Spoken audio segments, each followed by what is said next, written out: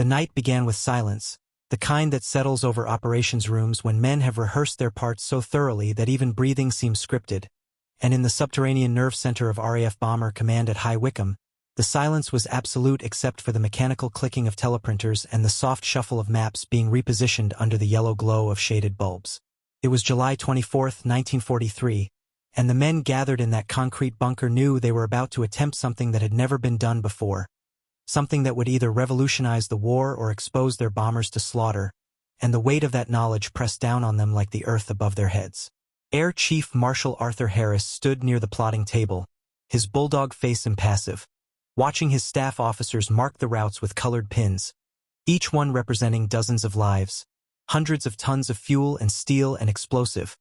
all converging on a single point on the map where the name Hamburg sat in neat black letters beside the sinuous blue line of the Elbe. The city had been bombed before many times, but tonight would be different because tonight the bombers would carry something new, something so simple it seemed almost absurd. Bundles of aluminum strips, each one precisely 27 centimeters long and 2 centimeters wide,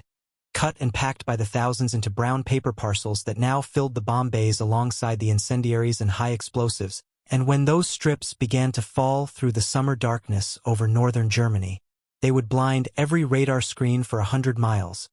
turning the most sophisticated air defense network in the world into a useless tangle of false echoes and phantom armies. The idea had come from a woman named Joan Curran, a physicist working at the telecommunications research establishment, who had realized along with her colleagues that the precise wavelength of German radar could be disrupted by reflective material cut to half that wavelength, creating a cloud of returns that would overwhelm the cathode ray screens and render the operators helpless to distinguish metal birds from metal scraps. And when she had first proposed it in 1942, the concept had been met with both excitement and dread, because while it promised to save British lives by the hundreds, it also meant teaching the Germans a trick they could just as easily use against England. And for more than a year the technology had sat locked away in bureaucratic limbo while committees debated and Churchill himself weighed the risks, until finally in June of 1943 the decision was made. The advantage was worth the gamble, and the operation would proceed. They called it window, a word chosen for its blandness, its bureaucratic opacity, because if the secret leaked the Germans must not understand what it meant. And now on this warm summer evening the first combat deployment of window was about to begin, and every man in Bomber Command knew that by dawn they would know whether they had just changed the war or simply condemned themselves to a swift and terrible reprisal. The bombers began to gather over England as dusk deepened into full darkness, 791 heavy aircraft lifting from dozens of airfields scattered across East Anglia and Lincolnshire, the thunder of their engines rolling across the countryside like approaching weather, and in the villages below them people looked up from their evening meals and their wireless sets and their quiet, exhausted routines to watch the silhouettes pass overhead, knowing without being told that something large was happening, something that would cost lives and perhaps alter the shape of the war, though they could never have guessed the true nature of tonight's weapon. The aircraft were mostly Lancasters, those sleek four-engine workhorses with their greenhouse canopies and cavernous bomb bays, but there were also Halifaxes and Stirlings, all of them loaded beyond their usual capacity, groaning into the sky with every rivet straining, and in each cockpit a pilot wrestled with the controls while his flight engineer monitored the temperatures and pressures and fuel flows, and behind them the navigator bent over his charts under a hooded lamp, plotting courses and wind speeds and estimated times, and the wireless operator tapped out messages in Morse and listened to the hiss and crackle of the ether, and in the rear turret the gunner rotated slowly in his plexiglass bubble, scanning the darkness for the shape of a night fighter that could materialize without warning and send them all spiraling down in flames. They were young men, most of them barely out of their teens, and they flew these missions knowing that the odds were not in their favor, that Bomber Command suffered losses of 5 or 6 or even 7% on major raids, which meant that over the course of a 30-operation tour a crew's chances of survival were slim, and yet they climbed into these machines night after night because they believed in what they were doing or because they had no choice or because once you were part of a crew you could not abandon your mates, and tonight many of them had noticed the strange bundles stacked in the bomb bay alongside the usual loads, and some had asked their skippers what they were for, and the skippers had replied with vague phrases about experimental equipment and special materials, nothing to worry about, just do your job and follow the timing exactly. And the crews had nodded and accepted this because in Bomber Command you learned not to ask too many questions. As the stream coalesced over the North Sea, the aircraft settling into their assigned altitudes and speeds, The navigators synchronized their watches and the pilots trimmed their controls, and slowly the great aerial river began to flow eastward toward the coast of occupied Europe, toward the searchlights and the flak and the night fighters that would be rising to meet them, though tonight those defenders would be flying blind into a world of ghosts and illusions they could neither understand nor escape. Across the North Sea, in the flat coastal regions of northern Germany, the radar stations had been tracking the buildup for over an hour, the Freya early warning radars picking up the first faint returns as the bombers climbed to altitude over England, and in the operations rooms the Luftwaffe controllers watched the plots develop with professional interest but no particular alarm, because large raids were common now and the German defenses had grown formidable and sophisticated, a layered system of technology and tactics that had been refined through hundreds of engagements and now functioned with mechanical precision. The Freya radars, with their large swiveling mattress antennas, could detect aircraft at ranges exceeding 100 kilometers, giving ample warning of approaching raids, and once the stream crossed into German airspace the precision Würzburg radars would take over, their parabolic dishes tracking individual aircraft with such accuracy that they could guide night fighters to within visual range or direct searchlight batteries to illuminate targets for the flak guns, and the whole system was tied together by telephone lines and radio links and a command structure that could coordinate hundreds of guns and dozens of fighters across vast stretches of territory. And the men who operated this machinery were proud of their competence, proud of the kills they tallied and the bombers they turned back, because in the dark calculus of the air war every enemy aircraft destroyed was a moral victory against the Anglo-American terror bombing campaign that had been devastating German cities for more than a year. In Hamburg itself, which had become one of the most heavily defended targets in Germany precisely because of its strategic importance as a port and industrial center, the defenses were particularly dense. Radar stations ringed the approaches, searchlight batteries stood ready at intervals of a few kilometers, heavy flak batteries positioned on rooftops and in parks could throw up curtains of explosive shells to altitudes of 30,000 feet,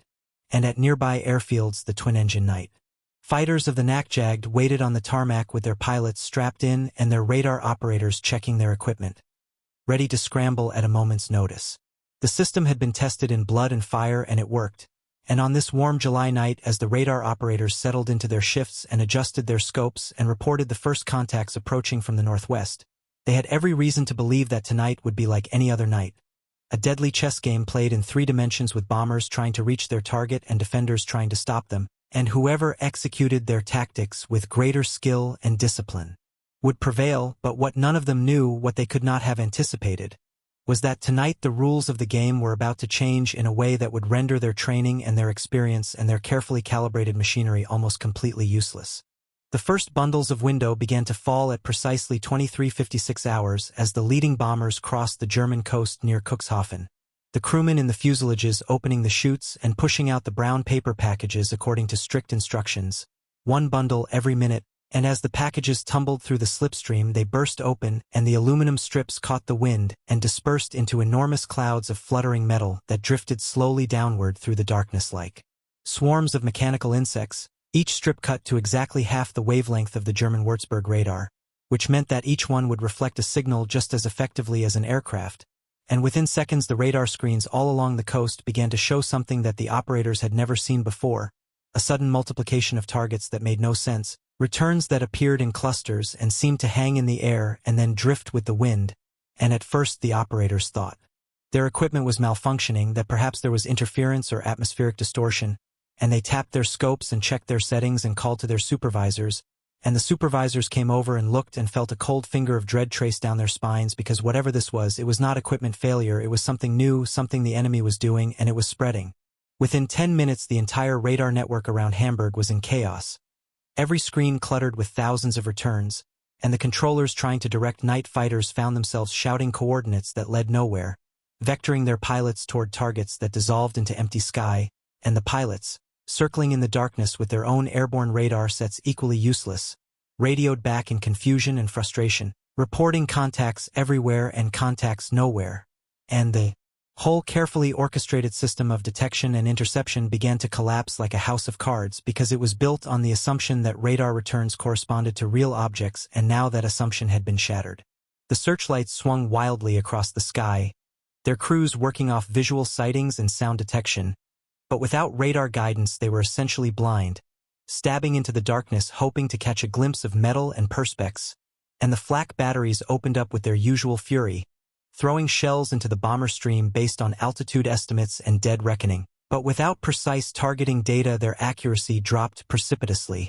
and the shells burst in empty air while the bombers flew through unscathed. And in the command bunkers, the senior officers stood watching their carefully constructed defensive network disintegrate in real time, watching the plots on the board multiply into incomprehensible swarms, and they knew with absolute certainty that something fundamental had shifted, that the British had found a way to blind them, and that tonight Hamburg was going to burn. The bomber stream pressed forward, the crews now aware that something was working in their favor even if they didn't fully understand what, because the night fighters that should have been swarming around them were nowhere to be found, and the flak that should have been tearing through their formations was sporadic and inaccurate, and the searchlights that should have been holding them in brilliant cones of white light were waving uselessly across the sky, and in the cockpits men who had flown dozens of missions and had watched friends die in fire and explosion now felt something they had almost forgotten: hope. The navigators checked their positions and called out course corrections. The bomb aimers lay prone in the nose turrets, watching the ground slowly resolve out of darkness as fires from Pathfinder markers began to glow ahead, and the pilots held their aircraft steady despite the turbulence and the tension, and every minute another bundle of window went tumbling out into the night, another cloud of aluminum strips to confuse the defenders below, and the psychological effect of this protection was almost as important as the technical advantage, because it meant the crews could focus on their task without the constant terror of being caught in searchlights or hearing the cannon shells of a night fighter tearing through the fuselage, and this translated into better navigation, more accurate bombing, and a steady pressure that would allow the raid to build and intensify in exactly the way Harris had planned. Far below, the city of Hamburg lay spread along both banks of the Elbe, its blackout only partially effective, its streets and docks and warehouses and apartment blocks about to be subjected to a storm of high explosives and incendiaries that would create fires visible for 200 kilometers. But the people sleeping in their beds and huddled in their shelters had no way of knowing that tonight was different, that the defenses they had trusted were crippled, that the bomber stream, approaching from the northwest, was encountering almost no resistance, and that by dawn their city would be transformed into a landscape of ash and rubble where thousands of their neighbors would lie dead beneath the smoking ruins. In the radar stations, the operators continued to stare at their screens in mounting desperation, some of them still trying to pick out real targets from the mass of false returns, others simply giving up and calling out arbitrary coordinates because anything was better than silence, and the sense of professional humiliation was almost as painful as the fear, because these men had been trained to be the technological elite of the Luftwaffe, the eyes that saw in darkness, and now they had been reduced to impotence by something as simple as pieces of metal foil, and they knew that their failure would cost lives, German lives, civilians and soldiers alike, and there was nothing they could do about it. Some of them, the quick thinkers, began to understand the principle behind the deception, began to realize that the British had found the resonant frequency of their radar and were exploiting it with brilliant simplicity, and this realization brought with it a kind of grudging respect mixed with fury, because it meant the enemy had outthought them, had weaponized physics itself, and had been planning this for months while German intelligence had missed every clue. And now the price was being paid in real time as the bomber stream swept over the coast and turned southeast toward Hamburg with almost no losses, the aircraft droning through the night in their tight formations, each crew member focused on his task, each pilot trusting his navigator, each gunner scanning the darkness with eyes that ached from strain and sleeplessness. The Pathfinders had already marked the target area with their distinctive colored flares, red and green cascades floating down on parachutes, and the main force was beginning its bombing runs, the first waves releasing their high explosives to shatter buildings and expose the interiors, the following waves dropping incendiaries by the thousands, small sticks of magnesium and thermite that would ignite whatever the explosives had exposed, creating fires that would merge and grow and eventually consume entire neighborhoods in a firestorm that would generate its own weather, winds of hurricane force that would suck oxygen from shelters and roast people alive in streets that had become furnaces. Though none of this was visible yet from the air, only the growing constellation of fires spreading across the darkened city like a malignant infection. The German night fighters that managed to get airborne flew in circles of frustration, their pilots cursing over the radio, their radar operators reporting contacts that vanished when pursued, and some of them resorted to visual searching, flying low over the bomber stream hoping to silhouette an aircraft against the fires below, and a few got lucky and managed to close to firing range and send British bombers spinning down in flames, But these were isolated victories in what was otherwise a comprehensive defeat, because the night fighter force that should have been massacring the attackers was instead scattered and ineffective, chasing ghosts through a sky that had become an electronic hall of mirrors. Major Hajo Herman, one of the most experienced night fighter commanders, later described the sensation as like being a blind man in a room full of people, able to hear movement and sense presence but unable to locate or strike, and his pilots, men who had shot down dozens of bombers in previous battles, found themselves reduced to helpless spectators as the raid developed below them, and some of them wept with rage and frustration as they watched their city burn, knowing that their families were down there, that their friends and neighbors were dying, and that all their skill and courage was useless against an enemy they could not find. The flak continued to burst in the sky, the heavy 88mm and 105mm guns pumping out shells at their maximum rate, the crews working with mechanical efficiency despite the sweat and the noise and the realization that they were firing almost blind, and occasionally a bomber would take a hit and fall away trailing smoke and flame,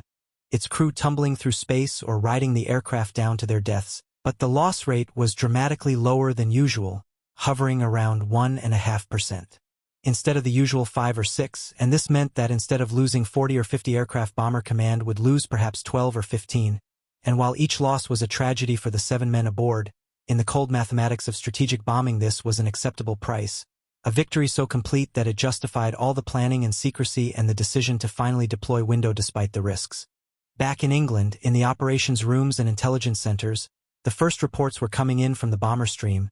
radio operators sending brief coded messages about the effectiveness of the countermeasures, and the staff officers receiving these messages allowed themselves cautious smiles, because it appeared that Window was working even better than expected, that the gamble had paid off, and that they had just demonstrated a new form of warfare that would shift the balance of power. In the night skies over Europe, Joan Curran, the physicist whose insight had made this possible, was not present for the raid itself. She was hundreds of miles away, probably sleeping in her quarters at the research establishment. But when she learned the results in the days to come, she would feel the complex mixture of pride and guilt that afflicts anyone who creates a weapon, because her elegant solution to a physics problem had just enabled the deaths of thousands of people, and no amount of justification about defending Britain or shortening the war could entirely erase the fact that her work had made killing more efficient. And this is the peculiar moral burden carried by scientists in wartime, the knowledge that their abstractions have consequences measured in blood and ash. The development of Window had involved hundreds of people, technicians cutting millions of aluminum strips, packagers bundling them into the precise configurations required for deployment, logistics officers arranging for their transport to bomber bases, and briefing officers explaining to skeptical aircrews how these absurd-looking scraps of metal would somehow save their lives. And all of these people had kept the secret despite the temptation to boast or gossip, because they understood that loose talk could compromise the operation and cost British lives. And now their discipline was being rewarded with a success that exceeded even the optimists' predictions. The Germans would eventually adapt, of course. They would modify their radar frequencies, develop new tactics, train their operators to filter out false returns. But that would take weeks or months, and in the meantime Bomber Command would press its advantage, launching raid after raid against targets that had previously been too well defended, and the war would continue to grind forward with its terrible logic, each side seeking technological and tactical advantages that would tilt the balance. Each innovation answered with a counter-innovation, the cycle accelerating until the conflict consumed entire nations and left the world transformed. Over Hamburg the fires were now visible from 100 kilometers away, a dull red glow on the horizon that pulsed and flickered as new areas ignited, and the later waves of bombers used this glow as a navigation aid, needing no Pathfinder flares to guide them, simply steering toward the conflagration and adding their loads to the inferno. And the crews looking down from their turrets and canopies saw a sight that would haunt them for the rest of their lives. Entire city blocks outlined in fire, streets glowing like the veins in a leaf, and they knew that people were dying down there,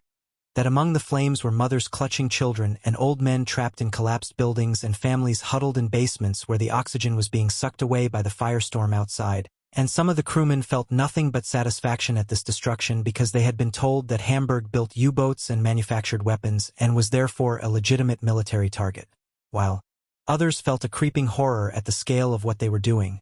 a sense that this kind of warfare crossed some invisible line and made monsters of everyone involved. But these doubts were pushed down and buried because there was no room for them in the cockpit of a bomber over enemy territory. No time for philosophy when every second you had to scan for fighters and monitor your instruments and prepare for the next turn. And so the bombs continued to fall and the fires continued to spread. And the night wore on toward dawn. In the German command bunkers, the situation had progressed from confusion to desperation to a kind of numb acceptance. The controllers watching helplessly as their city was systematically destroyed, unable to vector fighters or direct flak with any precision, reduced to sending general warnings and hoping for lucky hits, and the telephone lines to Berlin were busy with reports trying to explain what had happened, trying to describe how the British had suddenly gained the ability to blind an entire air defense network, and at Luftwaffe headquarters the senior officers receiving these reports felt a chill of recognition because they knew that if the British could do this to Hamburg they could do it to any German city, that the radar shield they had built at such cost over the past 3 years had been penetrated, perhaps permanently, and that the strategic balance had shifted in a way that would require urgent reassessment of priorities and resources. Reichsmarschall Hermann Göring, when he was briefed on the raid the following morning, reportedly flew into one of his characteristic rages, demanding to know why German scientists had not anticipated this possibility, why countermeasures had not been prepared, why the vaunted Luftwaffe had been made to look foolish. But his rage was mostly impotent theatrics because the damage was done and the British had demonstrated a capability that could not be wished away or ignored. And within days German researchers would be frantically testing new radar frequencies and developing their own chaff in case it was needed, and the cycle of measure and countermeasure that defines technological warfare would accelerate to a pace that left everyone breathless and exhausted. The last bombers cleared the target area around 0230 hours, turning northwest for the long flight home across the North Sea, and as they departed the crews could still see the fires behind them, a pulsing orange light on the horizon that slowly faded to a glow and then disappeared as distance and darkness swallowed it. And in the aircraft there was a mixture of relief and exhaustion, relief at having survived another mission when so many had not, exhaustion from hours of tension and noise, and cold, and the gunners secured their weapons and the navigators plotted the return course and the pilots trimmed their aircraft for the most fuel-efficient cruise, and everyone tried not to think about how many more missions remained in their tour, how many more nights they would have to climb into these machines and fly into darkness hoping to survive. Some of the crews discussed the strange absence of night fighters, speculating about what had caused it, and those who had been briefed on window explained to the others how the aluminum strips worked, and there was a sense of wonder mixed with cynicism. Wonder at the elegance of the solution and cynicism about whether it would continue to work now that the Germans knew about it, and bets were made and forgotten and the conversation drifted to other topics, to girlfriends waiting in England and letters that needed to be written and rumors about leave schedules, the normal concerns of young men in wartime trying to maintain some semblance of normalcy in circumstances that were anything but normal. Below them the North Sea stretched dark and empty, its waves invisible in the moonless night, and occasionally a bomber would radio that it was having engine trouble or losing altitude, and the other crews would listen to these messages with dread because ditching in the North Sea meant almost certain death from cold or drowning, the rescue services unable to locate survivors in the darkness and the vast expanse of water, and so these messages usually ended with a final position report and then silence, another crew gone, another 7 families that would receive telegrams in a few days informing them of their loss, and the remaining aircraft would drone on toward England because there was nothing else they could do, no way to help, only the imperative to get home and survive and fly again. Hamburg burned through the night and into the next day, the fires so intense that they created their own winds, sucking in air from the surroundings and generating updrafts powerful enough to lift debris hundreds of meters into the air.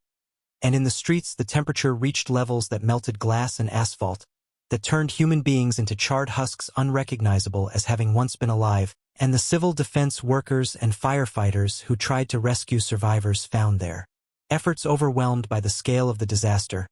Neighborhoods that had been full of life now reduced to smoking wastelands where nothing moved except the flames, and the survivors who emerged from shelters found a landscape so utterly transformed that they could not navigate by familiar landmarks because the landmarks no longer existed, only rubble and ash and the twisted remains of buildings, and many of them wandered in shock, unable to process what had happened, unable to reconcile the city they had known with this hellscape of destruction. The official death toll from the July 24th, 25 raid would eventually be estimated at around 1,500 people, though accurate counts were difficult because bodies had been incinerated beyond identification and many victims were buried under rubble that would not be cleared for weeks, and this was terrible enough. But it was only the beginning because Operation Gomorrah called for multiple raids over the course of a week, and the worst was yet to come, the raid on the night of July 27th to 28th that would create a true firestorm, killing perhaps 35,000 people in a single night. But even that first window raid had demonstrated the lethal effectiveness of the new technology, had proven that the bomber stream could now reach heavily defended targets with acceptable losses, and this meant that the combined bomber offensive could continue and even intensify, that German cities would face a future of sustained and devastating attack, and that the radar defenses they had relied on were no longer sufficient to protect them. In the days following the raid, German intelligence worked frantically to analyze the fallen aluminum strips that had been collected from fields and streets around Hamburg, measuring their dimensions and calculating their resonant frequencies and confirming what the radar operators had already guessed. The British had discovered the vulnerability and had exploited it with brutal efficiency. German scientists had actually considered the possibility of such a countermeasure years earlier but had dismissed it as impractical,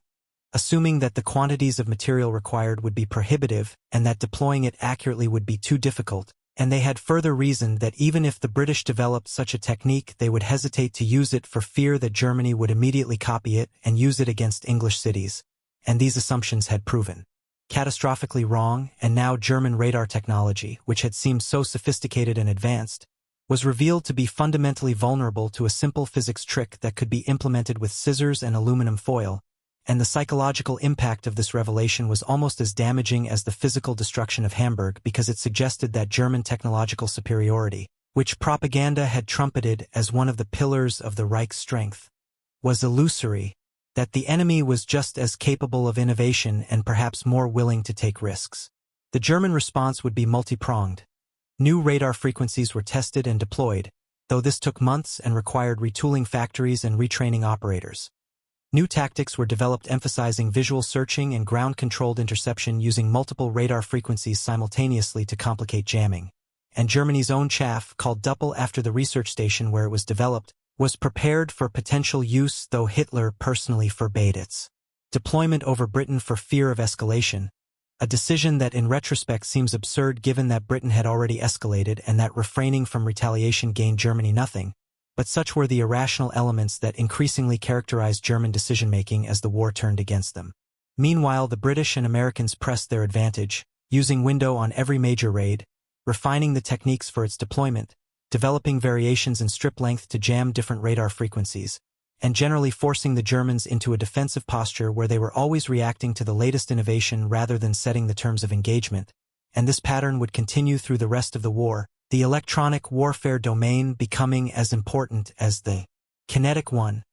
a shadow war of electrons and electromagnetic waves fought by scientists and technicians whose weapons were circuits and antennas rather than bullets and bombs. The philosophical implications of this new form of warfare were not lost on thoughtful observers even at the time, though wartime urgency left little space for reflection and most people were too busy trying to survive or win to think deeply about what it all meant. But window represented something genuinely new in military history. The deliberate manipulation of an enemy's sensors to create a false picture of reality, turning their technology against them, using their sophistication as a vulnerability, and this opened possibilities that would expand in the decades to come until electronic warfare became a discipline unto itself, with dedicated aircraft and specialists and a vocabulary of techniques, jamming, spoofing, deceiving, blinding that would have seemed like science fiction to the soldiers of previous generations. The July 1943 raid on Hamburg was in this sense a watershed moment, the night when warfare decisively entered the electronic age, when the ability to control information became as important as the ability to deliver firepower, and the men who lived through it on both sides sensed that something fundamental had changed even if they could not fully articulate what that change meant. For the British scientists and planners, there was satisfaction in having solved a difficult problem and demonstrated that British ingenuity could match or exceed German technical prowess. But there was also the burden of knowledge about what their solution had enabled, the deaths and the suffering that flowed from their calculations and their carefully cut aluminum strips, and some of them would wrestle with this burden for the rest of their lives, wondering if there could have been a better way, knowing rationally that in total war such questions are luxuries but feeling them nonetheless as moral imperatives that refuse to be silenced by logic. For the German radar operators and night fighter pilots, There was humiliation and anger and a growing sense that the war was turning against them not because they lacked courage or skill but because the enemy had more resources and more scientists and more factories, that they were being ground down by an industrial and technological machine too vast to resist. And this realization was devastating in a way that battlefield defeats were not because it suggested that individual heroism was meaningless, that the outcome was predetermined by factors beyond anyone's control, and some of them began to understand that they were fighting for a loss because though they continued to fight because stopping was not an option, because their families were in Germany and desertion meant death, and because even in a losing cause there was still duty and comradeship and the simple human need to believe that one's efforts mattered. The bomber crews who participated in the first window raid eventually returned to their bases in England, landing in the grey dawn light, taxiing to their dispersal points, shutting down engines that were hot and oil-streaked and desperately in need of maintenance, and climbing out of their aircraft with stiff joints and ringing ears and the hollow exhaustion that comes after hours of adrenaline and fear, and they were debriefed by intelligence officers who asked precise questions about the flak and the fighters and the effectiveness of the window deployment, and the crews answered mechanically, confirming that yes, the defenses had seemed unusually weak, yes, they had dropped the bundles as instructed, yes, they had made it to the target and back with minimal losses, and the intelligence officers recorded these answers and thanked them and sent them to get tea and food and rest before the next operation, because in Bomber Command there was always a next operation, the war, continuing day after day and night after night with a relentlessness that ground men down and left them old before their time, if they survived at all. Some of the crews would fly dozens more missions, becoming veterans who trained new arrivals and accumulated medals and decorations and a kind of grim wisdom about survival, while others would die in flames over Bremen or Berlin or the Ruhr, their names added to the long rolls of the missing and the dead that filled memorial books in bomber stations across East Anglia, and none of them would remember the individual raids distinctly but rather as a blur of fear and noise and cold and the occasional flash of beauty when the northern lights danced above the North Sea or a sunset painted the clouds in colors that seemed impossible given the ugliness of their mission. The July 24, 25 raid would be remembered by historians and analysts as a technical milestone, but for the men who flew it, it was just another operation, another night survived, another small victory in a war that seemed to have no end, and they would return to their bunks and write letters home and try to sleep despite the images burned into their memories. The fires spreading across Hamburg, the searchlights waving helplessly at empty sky, the certainty that people were dying below them as they flew their careful patterns and released their bombs and turned for home. In the strategic calculus of World War II, the introduction of window was one of countless technological innovations that together shifted the balance of power and determined the outcome of the conflict, but it stands out for its elegance and its immediate impact, the way it rendered obsolete an entire defensive system with such simple means, and military historians studying the air war inevitably linger on this moment as exemplifying the nature of modern warfare where technological advantage can be fleeting and where the capacity for innovation matters as much as industrial strength or numerical superiority. The Germans would adapt, as mentioned, but never fully recover from the blow window delivered to their air defense network, and British and American bombers would press this advantage throughout 1943 and 1944, launching increasingly devastating raids that systematically destroyed German industrial capacity and killed hundreds of thousands of civilians, and while the morality of strategic bombing remains contested to this day, with some arguing it was a necessary evil that shortened the war and others insisting it was a war crime that achieved little military purpose at enormous human cost, what is indisputable is that window made it possible, that without this technical breakthrough the losses Bomber Command suffered would have been unsustainable and the campaign would have had to be curtailed or abandoned, and so Joan Curran and her colleagues, whether they wanted this responsibility or not, played a crucial role in shaping the course of the war, their physics calculations, translating into strategic outcomes in ways that demonstrate the intimate connection between scientific research and military power in the 20th century. The aluminum strips that fell through the darkness over Hamburg on that July night were more than just pieces of metal.